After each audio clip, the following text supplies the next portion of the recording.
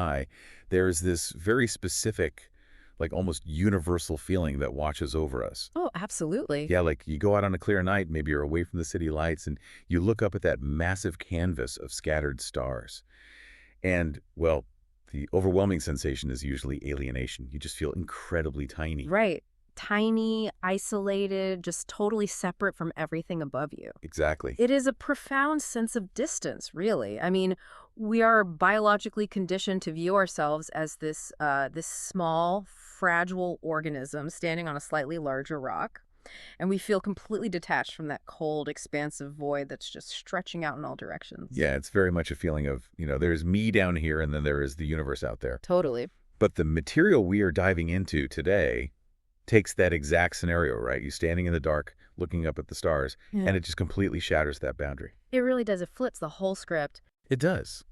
So for this deep dive, our sources include a really fascinating stack of recent astrophysics papers, some cutting-edge evolutionary biology journals, and this deeply provocative philosophical essay Yeah. that has been making the rounds lately. Yeah, it's been everywhere. Right, and they all converge on this one mind-bending concept, which is that when you look up at the night sky, it is not a person looking at the universe.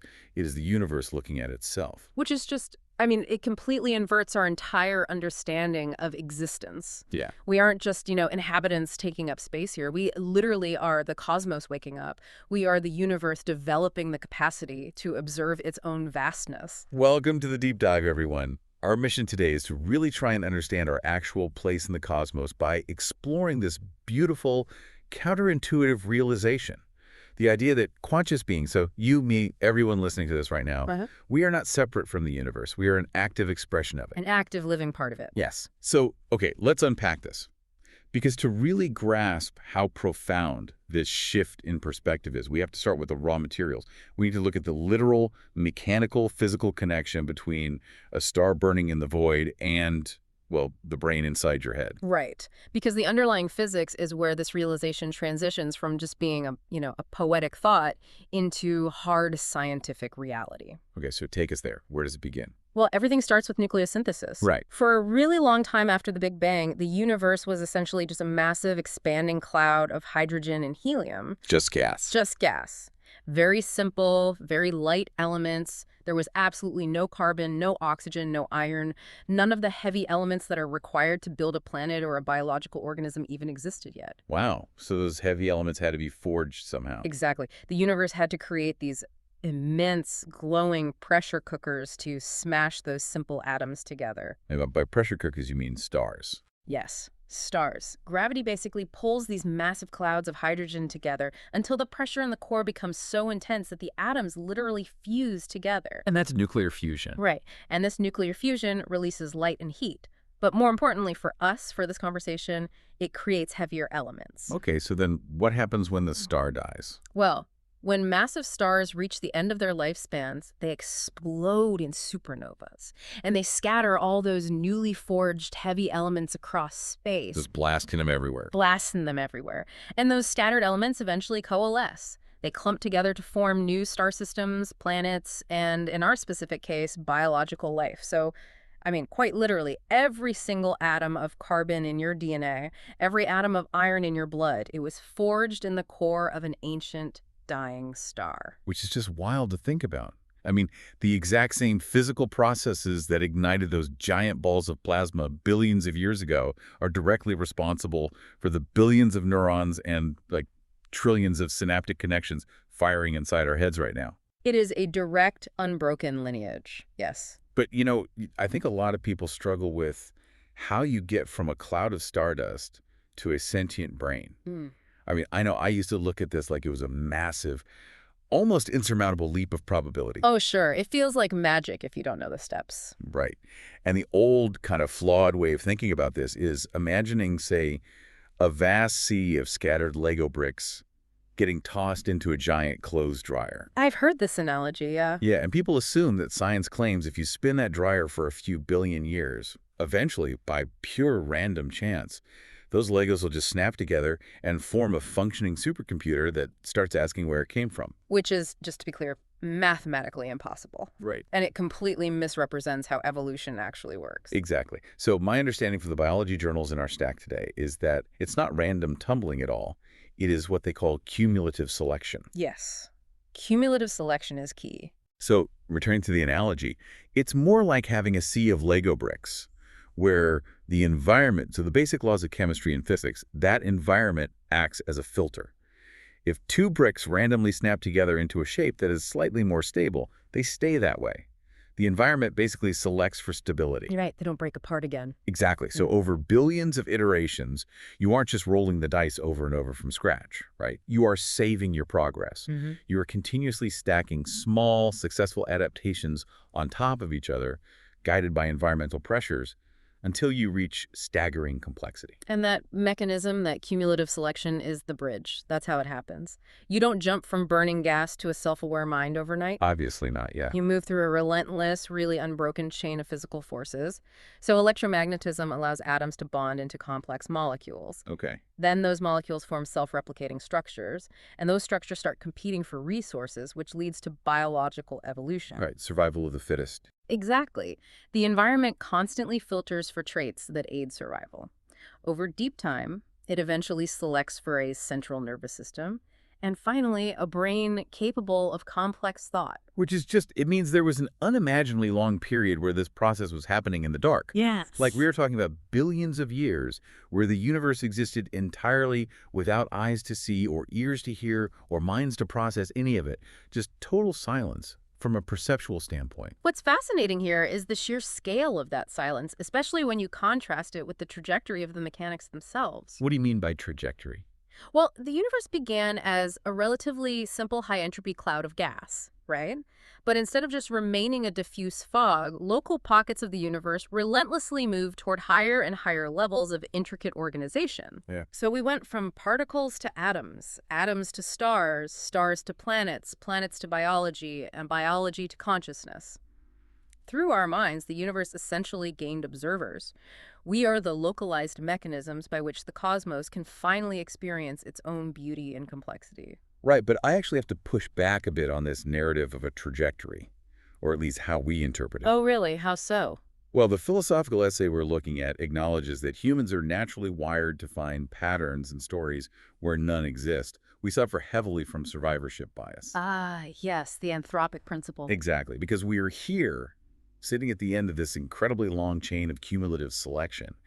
We look back and we kind of assume the universe had a direction or like a goal to create us. We think we're the main characters. Right. But does a pattern of increasing complexity actually prove a purposeful direction?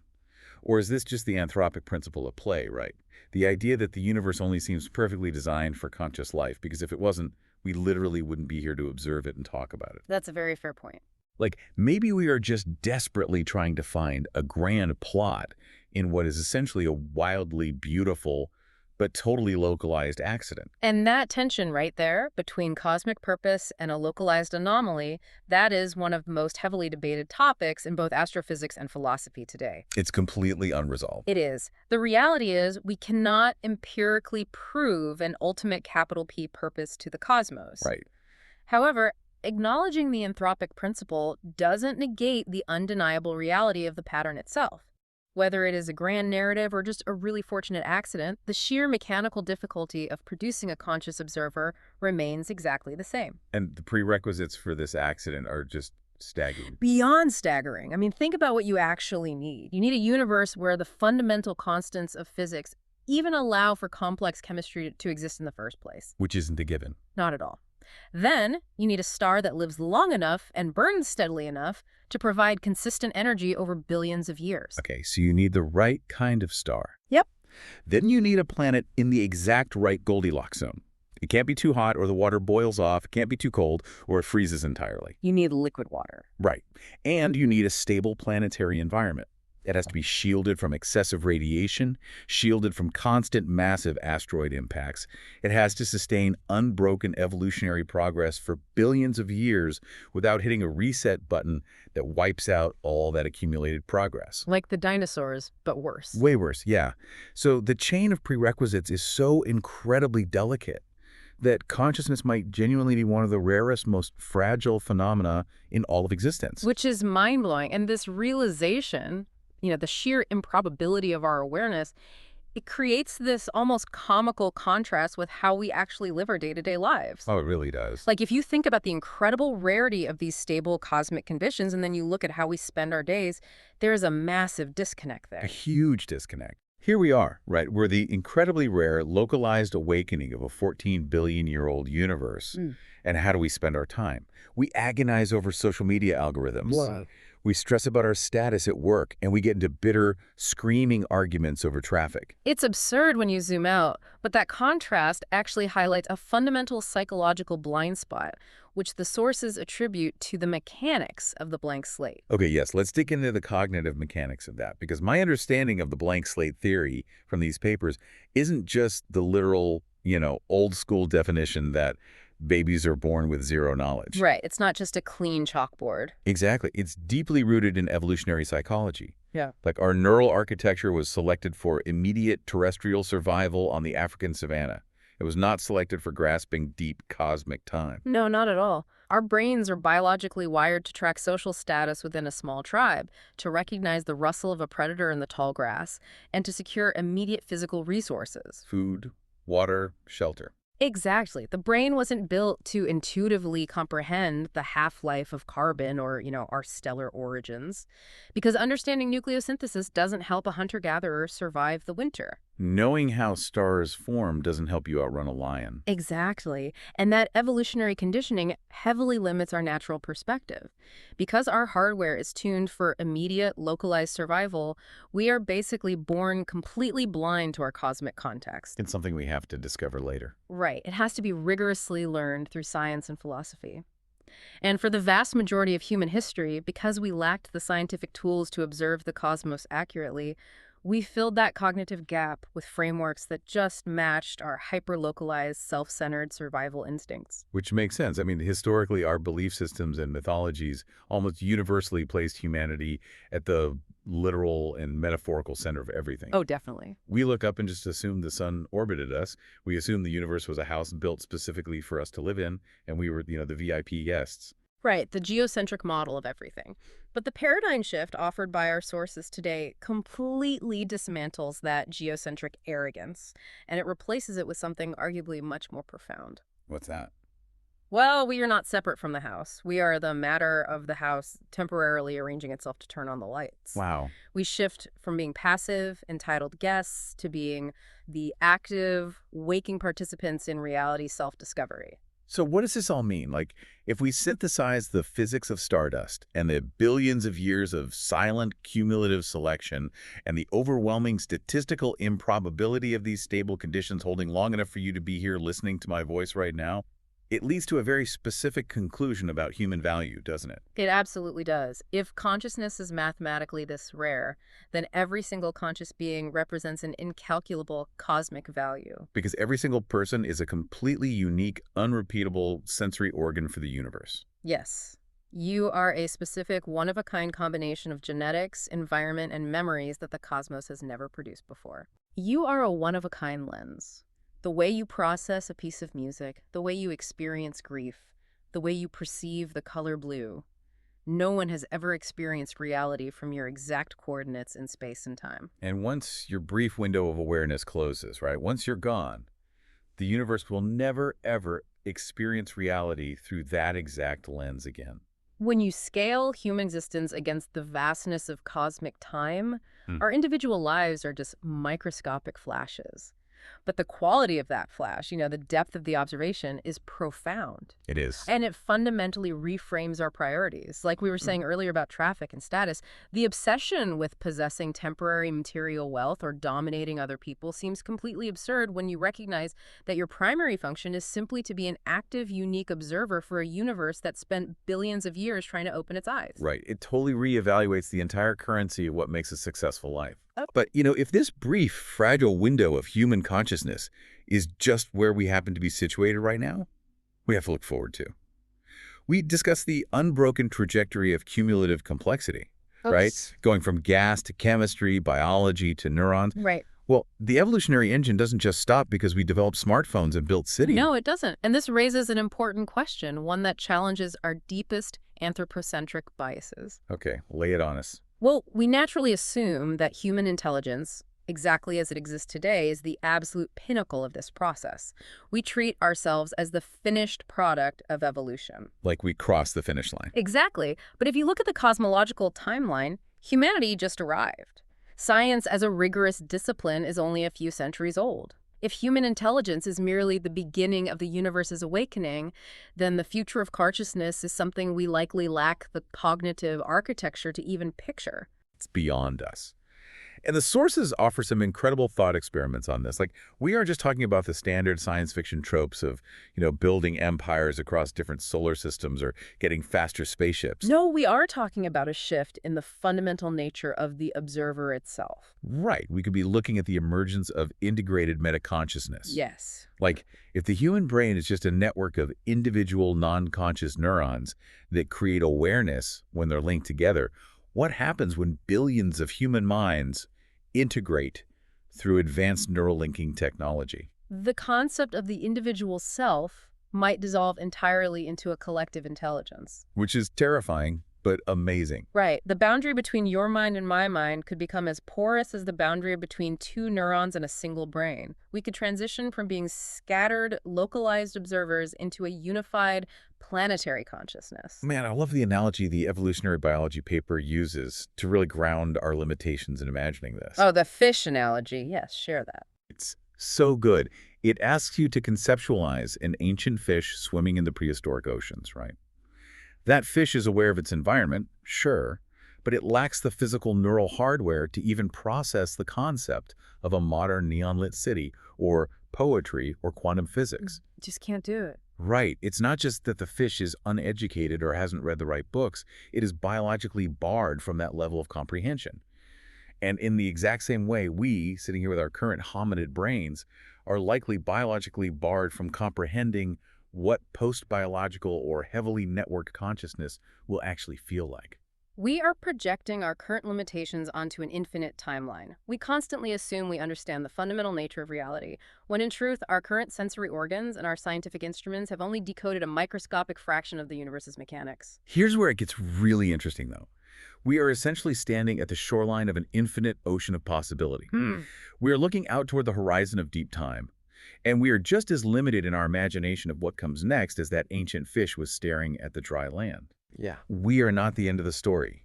We are just the prologue of the universe waking up. And recognizing our position at that shoreline of deep time, it forces a massive existential shift. How so? Well, if the universe relentlessly drives toward higher states of complexity and awareness, then attempting to build our entire lives around static preservation like of hoarding resources or maintaining rigid social hierarchies, that is actually working against the fundamental grain of reality. Is fighting the current. Exactly. And the philosophical essay wraps up all of this cosmology and biology by landing on an incredibly provocative question regarding human purpose. It proposes this. What if the primary function of our existence is not to possess, but to become? Transformation becomes the mandate. If we are the universe on this massive evolutionary journey, possessing temporary matter is a dead end. You can't take it with you, quite literally. Right. The real meaning lies in what we are transforming into, both individually through our own intellectual and emotional growth, and collectively as a species expanding its awareness. But then, of course, the immediate follow-up question is, well, become what? And that is the great unanswered mystery of the next billion years. We don't have the hardware to know the destination, but we can actively participate in the trajectory. We really can. And I think to properly close out this deep dive, we need to bring all of these massive abstract concepts right back down to your immediate reality. Absolutely. Because it is incredibly fun to philosophize about ancient supernovas and cumulative selection and the potential for collective planetary consciousness. So great. But tomorrow morning, your alarm is still going to go off. You still have to navigate your commute, you have to interact with your family, your coworkers, and complete strangers. The abstract philosophy has to translate into functional behavior. The rubber has to meet the road of daily human interaction. Exactly. So let's distill everything we've unpacked today into a functional lens for your life. For billions of years, the atoms that make up your body were drifting silently in the dark. And for billions of years after those atoms lose their biological coherence, they will return to the silent universe. Ashes to ashes, stardust to stardust. Exactly. But right now, for this incredibly brief, fleeting window of time, the environment selected for a brain capable of hearing these words. The universe has opened its eyes through you. You are awake, and you are a unique, unrepeatable perspective for the cosmos. So if that is mechanically, scientifically true, right? If every person you interact with tomorrow is also a totally unique, fragile window for the universe to experience itself, well, how does that change the way you treat them? It has to change it. Think about the implications of this. If we are all just localized nodes of the exact same cosmic awakening, then every time you act out of malice, every time you diminish someone over a petty disagreement, it is literally the universe attacking itself. It is the universe closing its own eyes. Cruelty and extreme selfishness become not just moral failings, but fundamental logical absurdities. You are harming another part of the exact same whole. It really makes our divisions seem incredibly small. So the final thought we want to leave you with today, something to really chew on as you move through your week, is this. Next time you find yourself standing outside in the dark, looking up at the scattered light of the night sky, remember that the void isn't alien to you. It is looking right back at itself through your unique lens. That's beautifully said.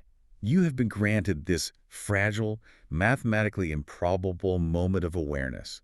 You don't need to waste it trying to possess things that will just turn back into stardust anyway. The real question is, what will you do with this brief moment of clarity to actually become something greater?